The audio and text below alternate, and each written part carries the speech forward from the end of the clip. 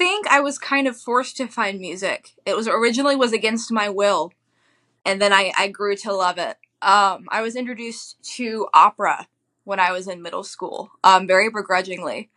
All I'd heard or seen about it growing up was like the Bugs Bunny cartoons where it's like an old woman like screaming in like a big pointed bra. This is Rob Ruckus. Hey, this is Kate Clover.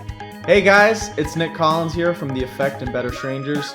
Hi, my name is Madeline Rose. Hey, it's Ben McKelvey. It's Tim Howard here from Mike and the Mechanics. Hello, I'm Amanda Lehman.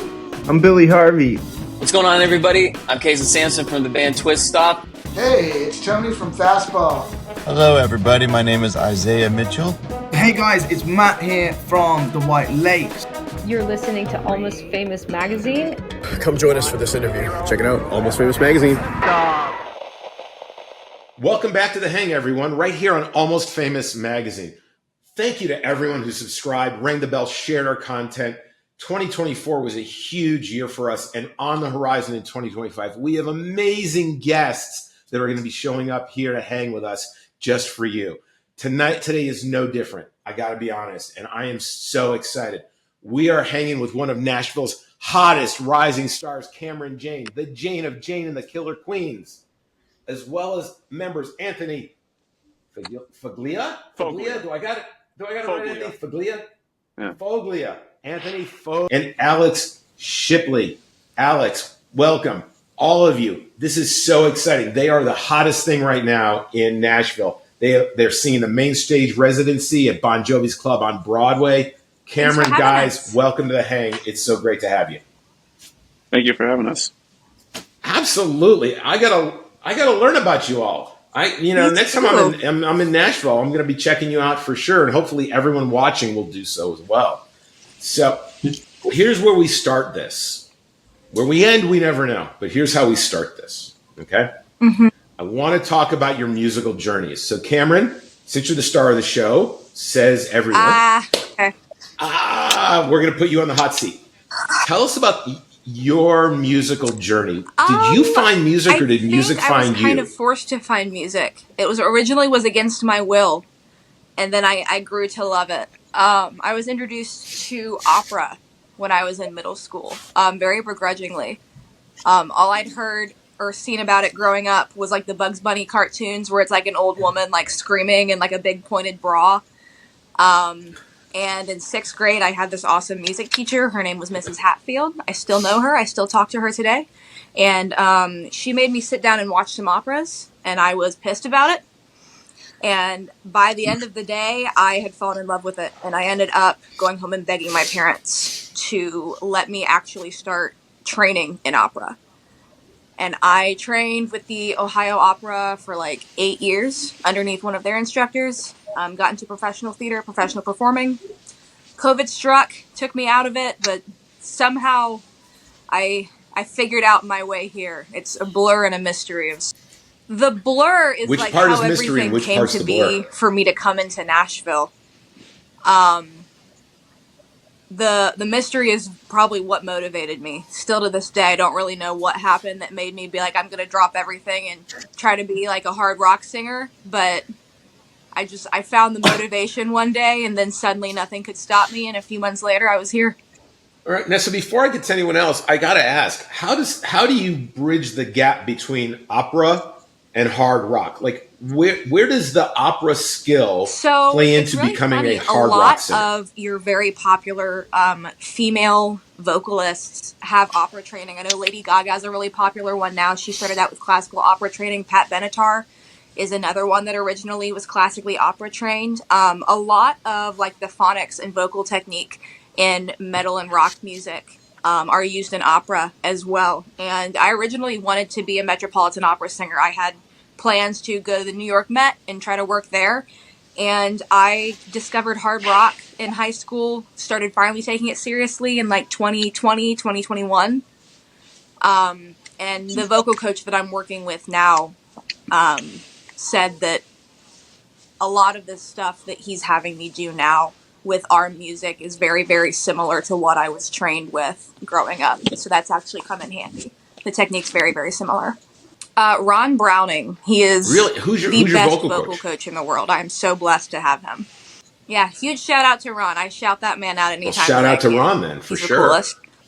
Well, we'll make sure he ends up in the show notes. Alex, tell us about your journey. I kind of don't really remember discovering music. I grew up in a house where my dad played drums, my mom sang in church choir, and I was like from a super young age going through my dad's CD collection. And so like for a long time I had like no current musical taste. Like as a teenager I was listening to like The Police and Billy Joel until like finally my dad brought home Green Day's American Idiot. And like you have to like you're going to be a social outcast if you don't listen to something contemporary. So I listened to Green Day and got obsessed with like, you know, through that punk rock music and modern rock music. And then I eventually took up the bass guitar and the rest is history. I ended up going to music school in Pittsburgh at Duquesne University and then moved down here in 2018 to Nashville. And then have been playing bass here ever since and met Kameron and the gang about a year ago, or about a year and a half ago now.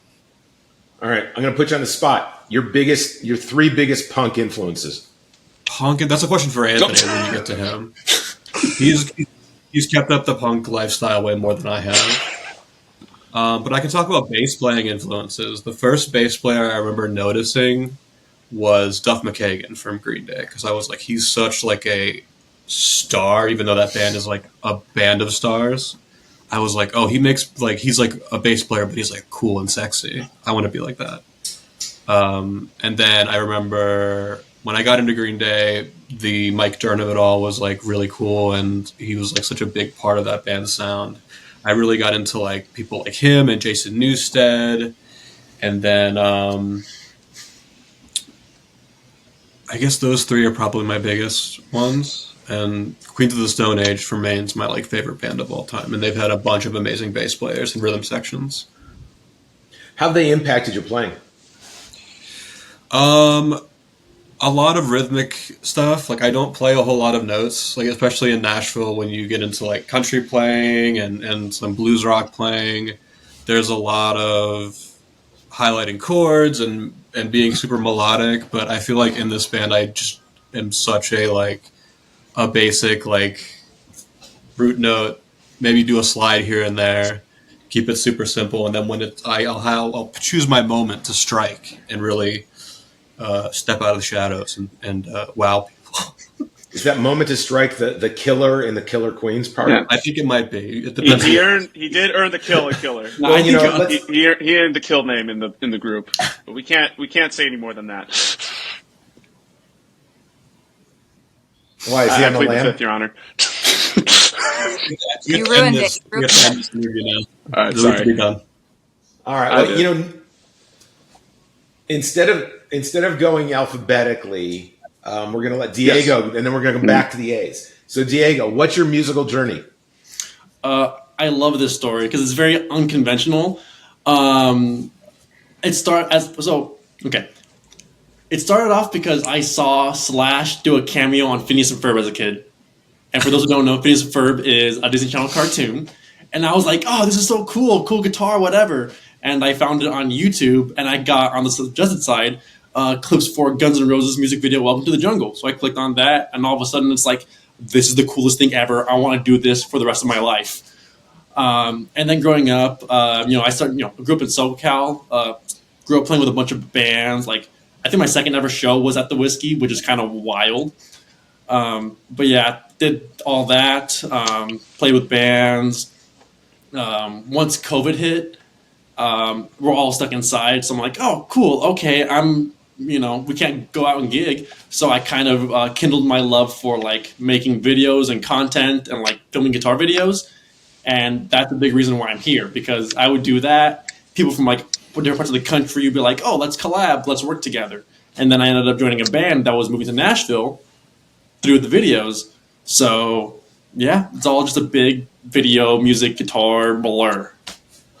So coming from SoCal, do you bring like a surf rock vibe to the band at all? Not even close. No. Who are your influences? It depends on the phases, because I definitely started off very much like hard rock, but I definitely just got heavier and heavier over time. So it's like Dimebag Darrell, John Petrucci, Randy Rhoads. Like if we're going SoCal, Randy Rhoads, like that is my SoCal like guitar idol. Like over Eddie Van Halen. I love Van Halen. Randy Rhoads is like my SoCal hero. Cool. Anthony, you're up next, buddy. What's your musical journey like? So I come from an athletic family, so there almost no music was around. So it was my parents just had me do try to do all kinds of sports as a kid, and I was just so uncoordinated and extremely unathletic. I was just like one of those what do we do? And without knowing the stereotype of drummers, my mom was like, well, he's uncoordinated. Let's throw him behind a kid. And he stayed uncoordinated. Yeah. I very much stayed uncoordinated. Yeah. So she didn't know the joke, and I didn't find out 2 years later, and people were like, you're joking with us, right? I was like, well, I don't understand the joke. But I wasn't really good at it initially. And but I don't know, something just kind of just like changed in my head where I was just like, man, I suck at everything. I'm just gonna keep doing this till I'm good, because I'm just sick of sucking at everything. And it just evolved from there. So the big turning point for me was Stuart Copeland from the Police, because at the time they did a unreleased live DVD of the Synchronicity tour, their last tour. And my uncle, who was really into music, he was like, you gotta check this out. This is the greatest drummer ever. And I was like, all right. And I just remember my jaw dropped. I was like, I want to look like I sound like that guy, because I just didn't know drums were like that. And then that progressed over time. I think middle school was Slipknot. I was huge into Slipknot in middle school, and then high school it was it turned to prog, so it was Rush and Zappa, and any high schooler or a lot of people that want to do music at the time, I was like, oh man, I want to do music for the rest of my life. I want to chase this no matter what. And I just heard Nashville was the place to go, so I went there for college. Got a degree in entrepreneurship, and I just stayed there and just fell in love with it, and then. Started going open jams a couple about right after when stuff started opening up during the right after the pandemic, and then just met a new group of people that were also as passionate about music as me and got here. Oh. All right. So besides Stuart Copeland, who have been a couple of your most influential drummers? So I would say, like I said, Joey Jordison, Neil Peart for sure. John Bonham is always going to be. He's one of those drummers where even if you're not a big Zeppelin fan, you're going to take something from him. So you end up just inadvertently becoming a Zeppelin fan because you're just like, wow, I did not realize how much he set the standard for it. I'm trying to think of who. Vinny Colaiuta for sure, the big one, and Elvin Jones. Those are all pretty big ones to me. I would say probably my favorite current drummer right now is Two from Sleep Token. And he's the one drummer I've heard that just kills that much. And I'll hear guys like Alex just be like, it's busy, but it's not destroying the tune. I'm like, I agree. I don't know how he's doing it. So you guys all come together in Nashville about a year and a half ago? Rehearsal, I want to say was in early September of 23. Okay. So here's my question. So where'd you find these guys? How'd that happen? Was friends with a musician, and I'd lived here about a year at the time, and I didn't really know anybody. It took me a long, long time to start making connections. And I had met this guy, and we kind of started throwing around the idea of putting a band together. I had all of these songs written from years before that had never seen the light of day. And as we talked about possibly putting a band together, we went to a jam session at a place called Bowie's, which is unfortunately no longer with us. And that kills me because it was my favorite rock club here in Nashville. And they had these Wednesday night jams, and Anthony was there. And every once in a while he'd show up, and we watched him a couple weeks before. We were like, he's a really good drummer. We should ask him if he's interested in this project. And we asked Anthony, and he pretty much immediately was in. And then before the band was even fully formed, we got an offer to play our first show opening for the Criticals, which are a pretty big rock band here in Nashville. They're now internationally touring, which is awesome for them, to open for them at a big Halloween show. And so we panicked, and we were like, oh my God, we need a bassist yesterday. And Anthony was like, oh, well, I've got this friend, Alex, that I've had for like years. Let me ask if he'll come in and do us a solid. And Alex kind of almost got tricked into joining the band. He thought he was showing up to help us out with one thing. And then at the end of the rehearsal, I was like, do you want to be in the band? And kind of put him on the spot. And he was like, you know what? Sure, screw it. And we were a band. Now, the man that I started the band with is no longer involved in the process. We just had some creative differences, and he's since moved out of state and is doing his own thing. And about a year ago, when he left the band, we put out auditions. And, like, by far the best audition we had was Diego. He was such a godsend. He was an answer to all of our prayers. We cannot imagine what the band would be without him. It's like he joined and it immediately sent us off like a rocket ship. We had no idea the potential that we were about to have as a band when he joined us. So you did. You slid some videos. Yeah, you did. Somebody. Yeah, or like the video quality is really good. Somebody give Diego a box of Kleenex. Yeah. Nowhere to be found. He's look. We another crier on the hang. It seems to be a theme lately that people are breaking down emotionally on our hang. So let me understand this though. So you decide you're going to start this band. Now the Jane part is obvious. The Killer Queens part. Where'd you get that part from? Up because myself and the gentleman that the band was started with were sitting at his dining room table just throwing ideas out. And this sounds mean, but every idea he threw out was awful. And, like, one of them was like Jane and the Mushrooms or something. Like, it made everything that he suggested made no sense for a hard rock band. And I don't know why. I just started like trying to put random words together, and I was like, "How about Jane and the Killer Queens?" And he was like, "Yeah, okay, that works." And people are always surprised to find out that we took no inspiration from the song Killer Queen by Queen. That did not even, like, pass our brains until, like, we already, like, had a logo and had a band page, and people are like, oh my gosh, like the Queen song? And I was like, holy crap, that never occurred to me. So, just throwing words around and trying to get him to get off of the mushroom theme that he kept trying to follow with the band name. Well, I mean, it seems like men are the crux of an issue in your life. Now you're working with three of them, but it seems to be going pretty well. I love them so much. They're wonderful men in my life. I don't want to ever come across as a man hater. There are just some bad men in my life, and what happens when they piss me off is they get a song written about them. So, before I go to the next question that I had, okay, what's your top song that you've written about a man issue? What's the one song that is hot in the band playlist? Ooh, that's a dark question.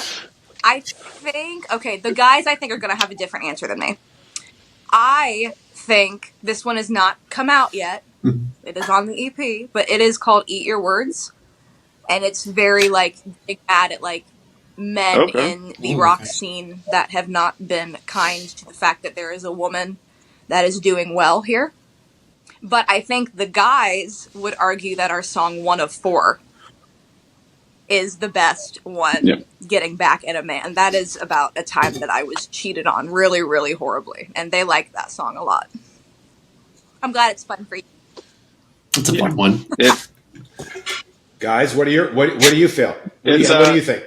Is she right or is she wrong? I mean, it's her life. It's her story. Who are we to say otherwise? I could say from a songwriting process for Ed, "One of Four" was definitely taps into our angry music side.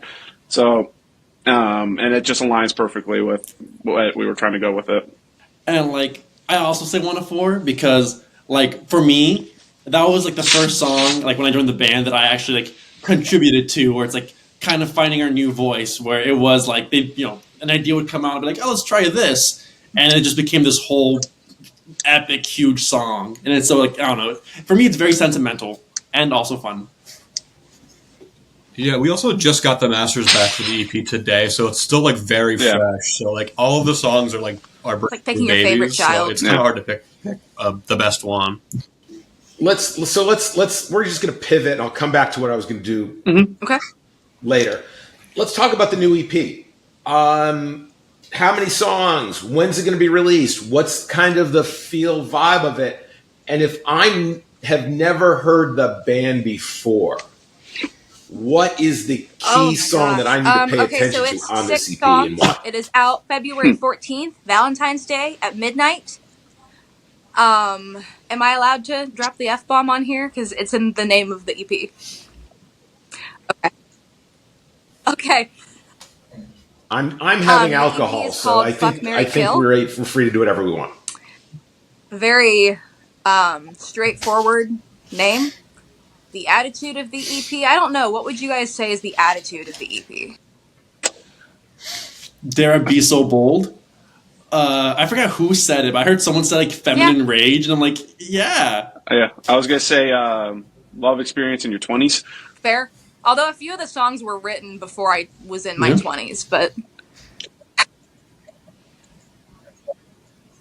what do you think, Alex? Oh. Let me ask this question because Alex, give it to me, and then I got a question. I think it is just about kind of exploring a lot of specific emotions and stories that Kameron has told us over the past, year and change, and kind of figuring out how to take someone else's experience and be like, well, what musically, thematically would fit these feelings, emotions, lyrically? Because we kind of write songs like upside down. So Kameron will send us voice notes of her singing the verse and then the chorus, and then she'll basically give us the key, and we kind of go from there, and we'll sort of build the song from the bottom up. And so it's kind of, we will either each take time to sort of sit with the theme of the song and then come up with like influences or like a soundscape that we wanted to play around in, and then we'll just kind of get together and jam it out. Or like in this the last case of like the last two songs we put out, we were like, we're in the studio tomorrow, we need to like come up with something right now. And we've kind of you'll kind of hear the process of the EP. It kind of follows the process of having like kind of very deep, kind of complex emotions, and it ends with like super frenetic, like pissed off rage, and then you're out. 6 songs, easy peasy, all killer, no filler. So, well said. Which is the track? Which is the track that people should look for when they look at this EP? What is the one that's going to get them? It's the hook that's going to bring them into for the other 5 tracks. My favorite is Fire Breathing Boy. I think it's the best chorus we wrote, and it's got a banger of a guitar solo by Mr. Diego Vargas. I think it's the most crowd-pleasing one. It's kind of hard to say because a lot of people haven't heard any of this music yet, so we've played some of them live and have gotten good responses from them, and some of them will be debuted when the album comes out. So it's kind of hard to say, but like that one's my favorite right now. I think it's just so simple and like catchy and perfect. Yeah. Anthony, how about you? What do you think? I agree.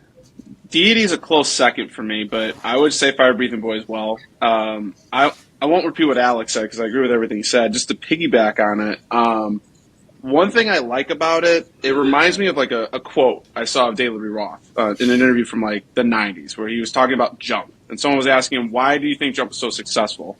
And in a very egotistical way, he's like, because I set the tempo. They're like, what do you mean? He's like, I forgot the mark. But he said, if you hit this number, that's been proven scientifically, that's the number you have to hit to start where like the average person will start dancing or grooving to it. But it's not too fast where you're like, I'm not experienced and I can't engage. He's like, we hit that secret tempo and had a good enough groove where not only you're engaged, but you're like dancing to it too. And I feel like Fire Breathing Boy got that. Where it's like, it's the right tempo where you can start getting along and dancing to it, but you're still paying attention to what we're doing, where you feel like you can relate to it. Kameron, I'm going to ask you, since you write the lyrics, as I understand it. A song like just the title "Deity." We live in a very divided country. When it comes to religion, okay, and a song like "Deity," what is the basis of the lyrics of the song, and what are you trying to convey in a song that would, if you look at just the word alone, people could take it into a spiritual. It's funny because context. I'm actually a very religious person. A lot of people would not assume that of me, but I am. And the song wasn't necessarily meant to be taken in a truly religious context. The song and the lyrics are actually about love being like worship in its purest form. The song has very sexual undertones. I am somebody that believes that sex is a religious, spiritual experience. That it's a very bonding experience and intimate. And so the song was written from the viewpoint of a woman or anybody telling the people that love her to worship her. I'm also a big believer in like princess treatment and like being taken care of. So the song is just kind of like, if you love me, then show me, worship me, take care of me, you know? Treat me as your deity. All right. Now, Diego, so do you agree with the two songs selected, or do you have your own favorite song on the EP that you think is the track that people need to listen to get into the band? I don't know. I love Fire Breathing Boy. There's a part of me where it's like it's my favorite, but it's like I don't know if that's like all encompassing of us. But also it has like, I think some like a little bit selfishly has like my best guitar work I think I've ever done on anything. So there's a part of me where it's like, oh, this is the product, because you know I feel like we all kind of went outside of our comfort zones with this. Like we kind of brute forced to the song. Like we were in rehearsal trying to find like a bass line just off the song. We're just like, nope, do it again. Okay, we just gotta try something. And like, you know, I'm very much a metalhead, but I do some very non-traditional guitar stuff in it to kind of get out of my comfort zone. And just seeing how it all came together, I feel like the message of the band kind of comes through with Fire Breathing Boy, where it's just, you know, giant vocals, sexy bass lines, tight drums, and I get a super long guitar solo. So, yeah. He definitely. Yeah. As long as the guitarist gets long solos, he's always going to be happy, right? So we needed a space to give him that long guitar solo to show off. Oh, yeah. And I will say, it was not my idea. There was times in the studio where I was like, guys, this kind of feels a little like too much. And they're like, no, we need more guitar solos. Like, double it. So. Harmonize it too. Mm-hmm. As opposed to more cowbell, you needed more guitar solo. Yes, always. So, okay, so the EP's coming out on Valentine's Day. Everybody out there, you know, buy it as a Valentine's gift. Now, do you have any type of runs of shows planned or touring behind the EP? What are your plans to get this out live? 2 days after, have a huge release show here in Nashville at the Vinyl Lounge. Tickets are on sale now. It'd be a perfect Valentine's Day gift to your hard rock loving loved one. We've got two really awesome local rock bands opening for us, Leo Duke and the North Wind and Too Hot for Leather, which are both rock bands in the area that feature women in the bands, which was very important when we were selecting who would be playing on the show. It's at the Vinyl Lounge. I might have already said that. It is 21 and up because of the venue, but we've got a whole evening of surprises scheduled for that release show. We also hopefully would love to, in the spring and summer, get some shows in like a Midwest run. We definitely want to go back up to Ohio. We had a really, really successful show up there this past summer. Right now, we're still kind of in the scheduling and planning area of getting the shows ready. As someone who hasn't seen you guys perform before, right? I'm listening to this hang. I'm like, okay, this is gonna be something cool. I'm gonna go out and check their music out. What is something about what are some of the highlights of your performances that really bring people in, right? Really draw them to have an affinity for the band? We're I was gonna hot. say, I think Alex would answer this question very well. He's very observant. We put a lot into. I mean, we've mentioned a lot of different bands. It was really important for us once we started really getting the sound together to have a really cohesive and like memorable live show experience. So we've done a lot of like. This goes back to when you asked me earlier what the punk rock influence was, and I'm about to tell you what it was. We had to figure out how to bring a like big theatrical arena show to a tiny stage with no money. And so we've done a lot with LEDs on the drum set. We're working on some props for this upcoming show. We have this stage light that I built that Kameron stands on that kind of blasts light up underneath her. We have some costume changes. What? Is it? Fog machine. Fog machine. I forgot about the fog machine. It's right Our there. fifth member. We have a fog machine. The fifth member of our band. Yeah. What am I forgetting? Some good guitar solos. I think the only thing you're missing is what, Stonehenge and some barnyard animals, maybe. We're gonna get there. We're gonna get there. Come to our show so we can afford a real. I was about to say, I think it's going to be easier to get the barn animals than get a real life Stonehenge stage. Look, every band has to have a Spinal Tap moment, right? Every band has to have a Spinal Tap moment, right? I think mine was. Okay, it's been a year. Okay, I was going to say it's been a year and a half. What has been the band's big Spinal Tap moment so far? I would say it's before the 4th of July run. Just that whole ever. Oh my god. Okay, so we had that like very successful Ohio show, but the day before was the day where we were supposed to be getting up to Ohio, and everything that could have possibly gone wrong happened. So I own the van that we all travel in. I walked out that morning to the tires slashed. Not the first time that's happened. There was somebody targeting my vehicle for a few months. Alex's car also got broken into that morning on the other side of town. Yes. Same day. On the 4th of July. Yeah. I have to drive. I'm getting to my car. I'm getting texts from Kameron that are pictures of her tires slashed. I'm like, man, that's crazy. We got to go figure this out. And I look up and my car is trashed. The windows are smashed in. The steering wheel has been stolen. It's been like it's poorly hijacked. Yes. So they didn't get my car, but they did fuck up the inside of it real bad. Like one of you guys was like sick or not feeling good, and then my boyfriend at the time like broke up with me over text as we were like trying to pack up and fit everything in Anthony's car. Like, I was gonna say, like that same week, I had just gone out of like a long term relationship. So it's like I was like emotions were just messy that was like the already. worst day ever for all of us. And then we all packed into Anthony's car, got up to Ohio, and the next day we gave like the best show that we'd ever done so far. So. Well, no. So on the new EP, is there a song called July 4th, the worst day ever? We'll work on that. I'll get back to you. We might have to. Yeah. We'll find like old like social media stories and put them together for a documentary. I mean, everyone sings about how great July 4th is, but I don't think there's ever been like a song in a minor key that's like downtrodden about July 4th. Probably somewhere in England, if that counts. Pretty close. So one other thing I'm always interested in, and this is where kind of band therapy comes in. So look out, everybody.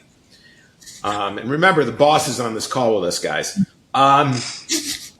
Diego, I want you to tell me what Anthony brings to the band.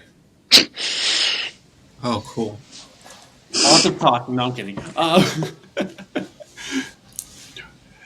He has such an encyclopedic knowledge of just everything music that like if we're songwriting, he'll just pull something out and he'll be like, oh, this is from like it could be like a rock song. It's like, oh, this is like a on a hip hop beat, or like, oh, this is a metal, whatever, and it still works. And he'll he can just pull it out and just I don't know. He's an encyclopedia of just musical knowledge.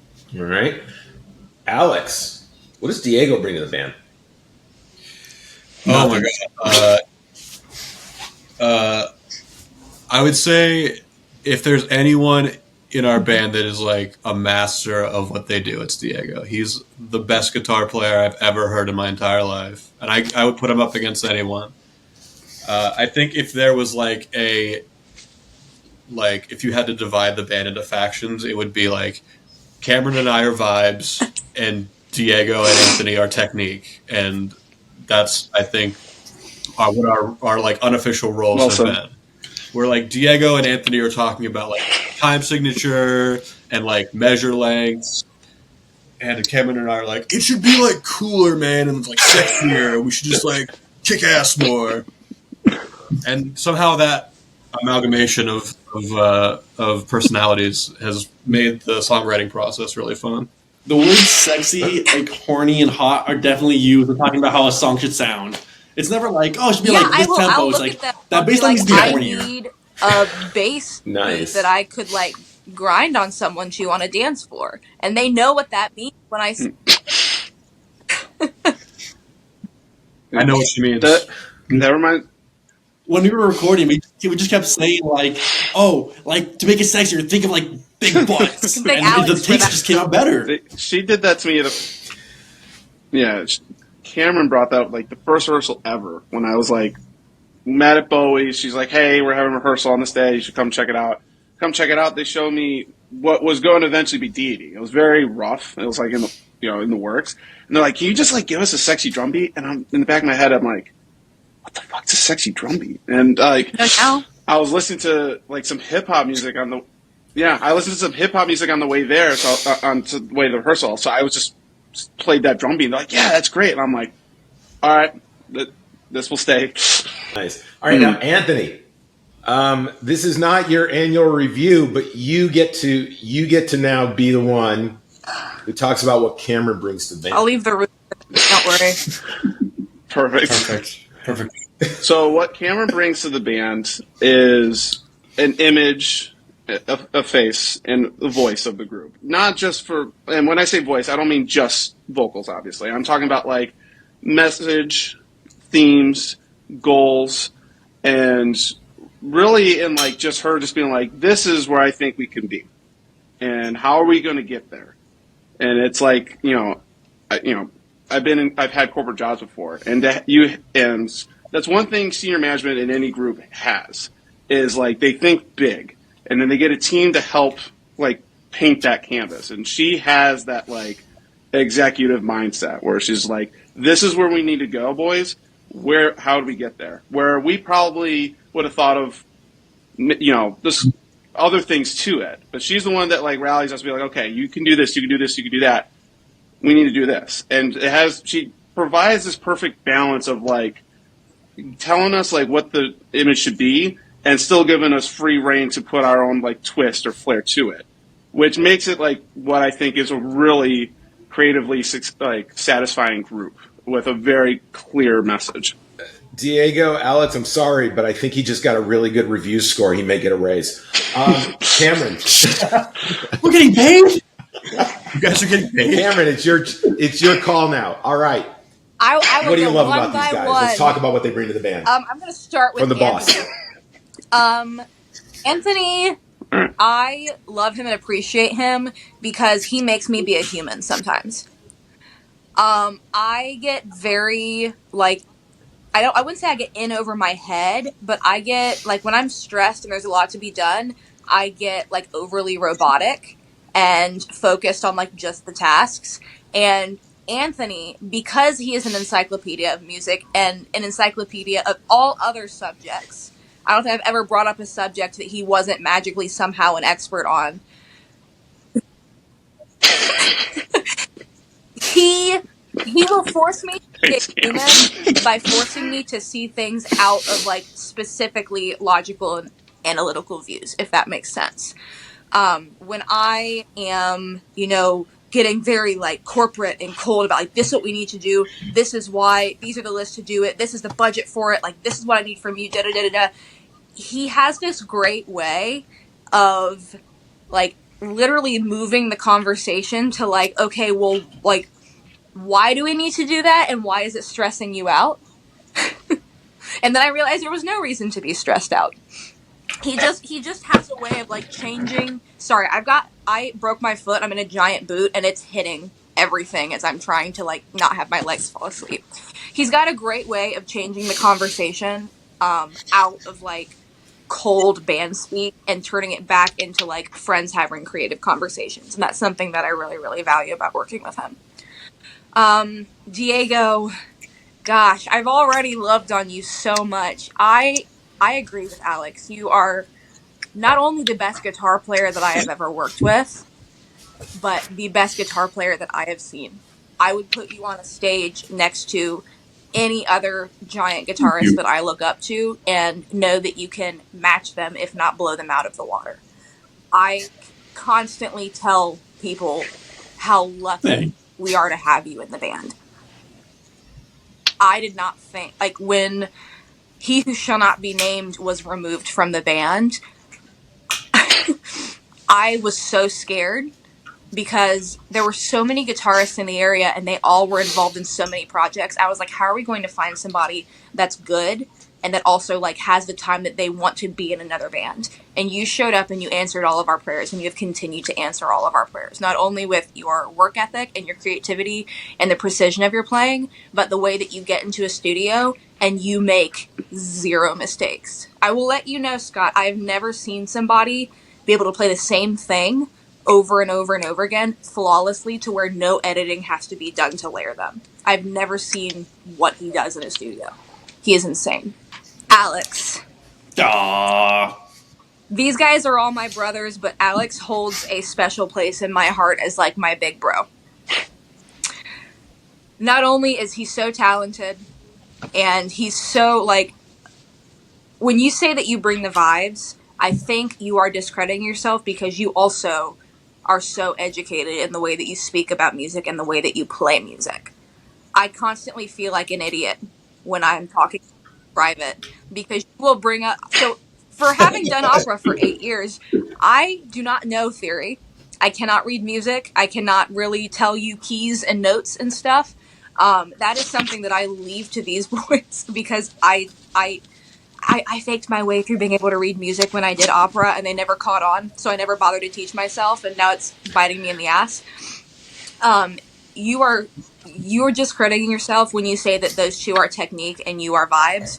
You bring a beautiful blend of the two. You consistently know exactly the sound that I'm going for. I think because we're so close, you understand the words coming out of my mouth oftentimes better than I understand them. And you're incredible at translating it. Also, nothing to do with music. He's just like the coolest person ever. Him and his wife, they are like siblings to me. I love them so much. They have helped me through so much outside of the band that we're not going to get into right now. But I will let you know, this man is one of the only reasons that I am sane and that I have all of my hair. So he is so hot. He's also really hot. So is his wife. All right, guys. Jesus Christ.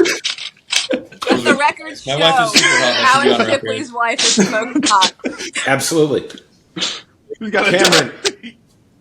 Big dub for me. Cameron, I'm gonna send you the transcript because eventually when you guys make a Grammy acceptance speech, you've already given it. That was beautiful. That was really great. I mean, it's obvious how much you appreciate these guys, and I think that's half the battle with what I would be nothing with very well done. All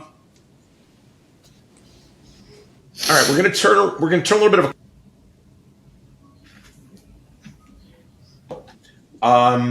each of you, if you had the chance to get into a studio for one day with one artist to be creative with and make some music, who would that one person be and why?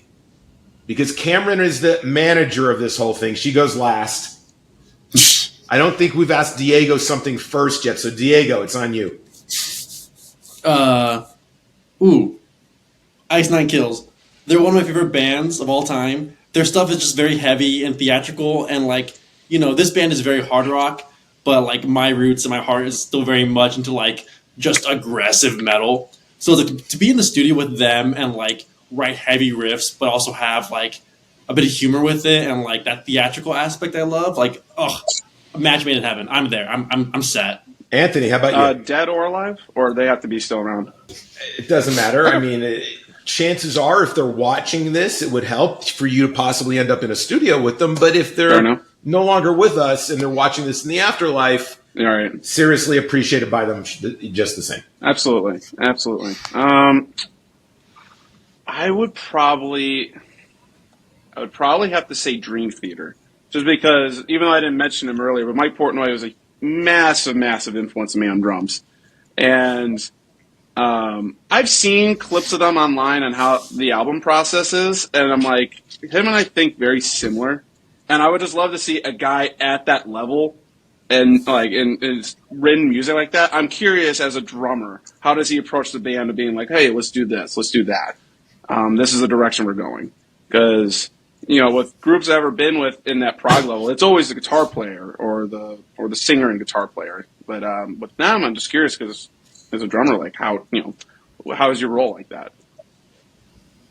I might have to say like Hayley Williams from Paramore, or maybe like honestly, the singer Brandi Carlile. I don't know. That's way kind of outside of the rock genre, but I've seen them live, and I think those are probably the two best. I don't know. I feel like you're just like getting someone who's like at their peak talent wise, and I think I would learn a lot from them as a songwriter, because I really admire artists who can write in a lot of different genres and can kind of have different eras. And I think they both kind of started in an area that, like, the Seattle music scene and then the pop punk scene kind of either fizzled out or became more underground, and they both managed to like kind of transcend the genres that they were in. And I think that's something I want to learn how to do. And I would like to watch and learn from them. Even if I didn't creatively contribute anything, I think I would just like kind of hang out and be a fly on the wall. Nice. Now, this is going to be interesting, guys, because, I mean, if you look at the genres for which Kameron came from and she is currently in, there's a pretty wide swath for her to pick from of somebody she'd want to get in a studio with. It would so be I'm Florence really dying to know, Welch of Kameron. Florence and the Who would that be and Machine. why? Not only is her writing absolutely insane, it's so like poetic and whimsical, and she captures a very like feminine essence that I still struggle to really get my hands on when I'm writing music. But also just vocally, she's a powerhouse. She's incredible. I've always been so jealous of that like warble that she has at the top of her voice. It's so effortless. And I think because I have such a different voice from her, we could do something really cool if we ever got in the same studio. Not only writing, but just having the juxtaposition of our voices together. I think we would collaborate very well. And I think our energies are actually very similar as far as people go. Well, we've put it out there now, so you never know who's watching and what might happen and the connections that could be made. This has been awesome, and as we kind of put a bow on everything, the people who watch the Hang know that I'm a huge proponent of buying art, buying music, buying what is created. So you guys have music out that's for sale that could be purchased, right? Where can people actually purchase your music? What are some of the sites? Spotify. Sorry, there was a little buffer there. I apologize. Spotify, Apple Music. We are on Napster as well. We're on YouTube. If you just want to like listen on there, we're on TikTok. We're on Instagram. Our music, the way that we distribute it, we try to get it on every possible streaming site. So you should be able to find us pretty much everywhere. Well, if you find it on a streaming site, please go buy it. Right? Because if Kameron gets a 42-cent check from Spotify, it's hard to buy these guys a beer. So please support them. Go to their shows that are upcoming in Nashville. Go to see them at the EP release. Support your artists, please. With that, we always we always wrap this up with bands and artists that people are listening to because it's so important to share music. So we're going to go around the horn and like 2 or 3 artists that are your earworm. It doesn't matter. They could be on your gym playlist. It could be the song that you have to play before you go to bed tonight. You put it on heavy rotation. But who are you listening to and why? I'm going to start with Alex because I know already that his answer is Taylor Swift, but she gets too much damn publicity. So, Alex, I'm going to make you choose someone else. Who would those people be? I'm surprised it hasn't come up already, but this album, Disintegration by The Cure, has been like on my rotation since last year. I did mushrooms and listened to it, and I felt like I was ascending into the heavens, and it was the best day. Thank you. Kameron told me to do that, and it was the best day of my entire life. I feel like I could touch the sound waves coming out of my record player. But it's a masterpiece. Everyone loves that album. The Cure is a huge reference for the band. We talk about them all the time. But a real small one that I discovered last year is called, let me pull it up. Butterfly. The album is called Butterfly by an artist called Aaron's Book Club, who, as far as I can tell, I don't know how this came across my like internet feed. He's like a maybe 19 or 20-year-old kid who makes music in his like closet, and he's a genius. He has essentially no internet presence other than like posting video game clips on TikTok. But he's a genius. He should be like everyone's favorite artist. He makes like indie rock, like pop punk, jazz, folk music. It's incredible. Like this is like I was so frustrated when I found out he did it all by himself because there's videos of him being like, today is day 1 of me playing the drums, and then he'll be like, I recorded drums for my album, and it's like a week later. He just like is a little prodigy. And it's just a great album, and everyone should listen to it. Aaron's Book Club. The album is called Butterfly. Honestly, let's just admit, he is. Anthony's the Swiftie in the group. We get This it. is true. That's true. You just look at him and you can 100% tell. accurate. So although you want to give Taylor a few more dollars by mentioning her name a half a dozen times because you love her so much, who are some other artists that you're just really jamming to that you'd like to share? All right. Well, I'm glad you addressed the elephant in the room with the Taylor Swift one, so I don't have to bring up her name again. I would say they're all older acts, but like the first one is The Police. Just because I like rediscovered them, and I was just watching old videos of Stuart Copeland and The Police, and I was like, oh my gosh, I sound so much like him. It was just, and just like went back into like the rabbit hole and just like, oh my goodness. All right. That I approach drums like that as well. The other one were hip hop groups. So the second one was Naughty by Nature. So their album 1993. While we were recording the album, I had to go see family back up in Illinois where I'm from. And I remember just waiting for the flight. And I had that album on like suggestions, and I just listened to it almost the entire thing, and I was just blown away by the drum tone. And I just remember coming back to the studio. I'm like, I need the drums to sound just like this. This sounds incredible. I've never heard drums like this before. And then the other one was Outkast. I've always knew a little bit about them, but I really, really got into them around the time I joined this group because I was just messing around playing like their drum beats, and I got like the nod of approval that every drummer needs to make sure they're going to keep the job. And I was like, all right, I guess I'll just keep doing Outkast beats, and that's where it's been like my rotation of a lot of hip hop music. Diego, who are you listening to and why? So there's this album I love called Diego. Speak Now. Shut up. Specifically Taylor's version that I've been loving recently. Cut the feed. Okay. So I feel like in the band, I'm kind of the outlier because like my go-to is typically like just like really, really heavy stuff. While everyone else is like, The Cure, Outkast, like or like just tamer stuff. I'm like Knocked Loose or just like really just guttural stuff. So I'm gonna throw out my first one that I've been blasting a lot is a local band. They're called Divisive. They're some buddies of mine. They're like deathcore, really just heavy stuff. They just dropped an album recently, Death Anxiety.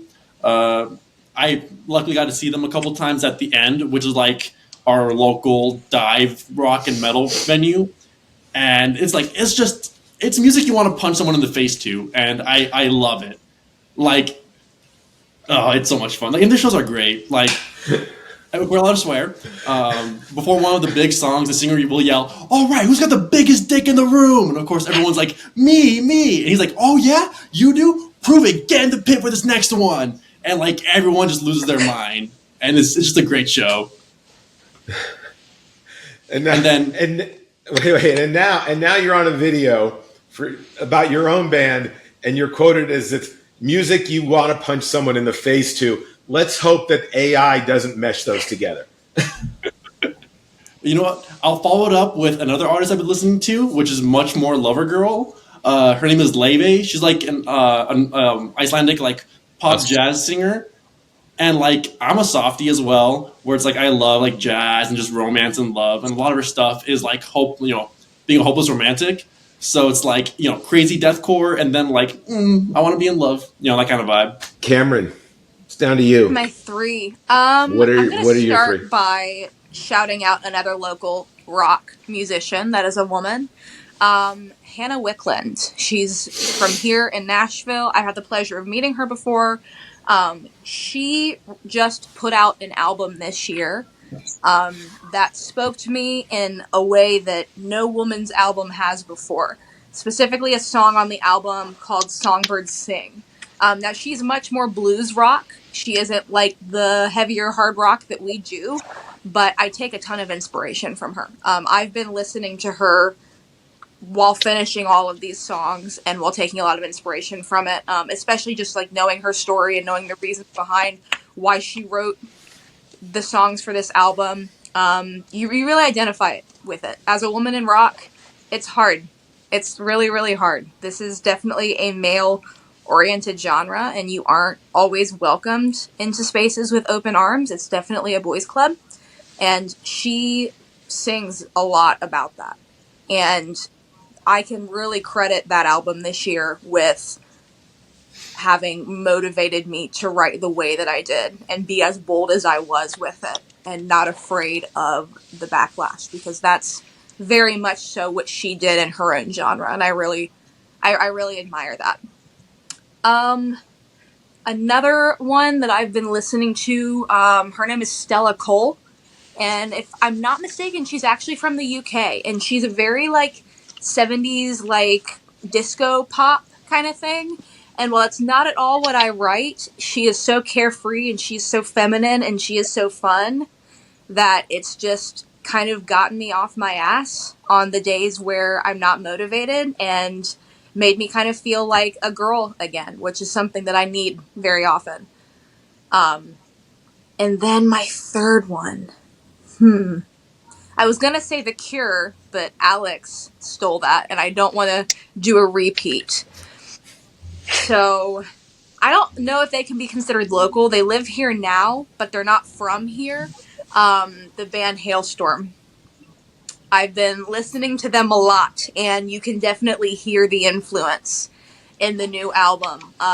Lizzie Hale is the voice that I credit with getting me into rock back when I was 15, 16 years old, discovering it for the first time. She is also somebody that I've had the pleasure of meeting twice now. She's like the coolest person ever. I look up to her so much, and her music and her just unashamed like weirdness is something that I love. I've had trouble in the past with accepting my weird, and watching her not only accept it but flaunt it has really been something that kind of, motivated my metamorphosis into being like 100% authentic over the process of this album. So that's great. It definitely sounds like they've impacted you in a very positive way. This has been a joy. You all are a great group together. You can feel it. I'll tell you, everybody, we've done these for about a year now, and we've had a few bands on, and this one you really feel the admiration and love for one another as a band. in a very genuine way, and it came through tonight. So you guys are really onto something, because that can be the hardest part about keeping a band together and staying on point in directions. So guys, you're lucky to have her as the boss. She is obviously doing a great job, and you guys are making great music. Everybody, again, Valentine's Day, here's your Valentine's gift. Number 1 is buy the EP. Number 2 is buy tickets to this show. Support this band so they can keep bringing you this great metal. If not, Diego may come and punch you in the face. Just kidding.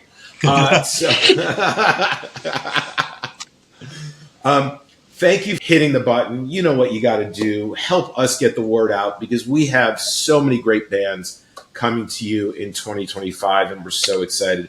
But for now, Jane, thank you. Queens, thank you. It's been Thank a you for having pleasure. Thank you so much for joining. Thank you. Thank you, Scott. It's been great. We'll see you soon.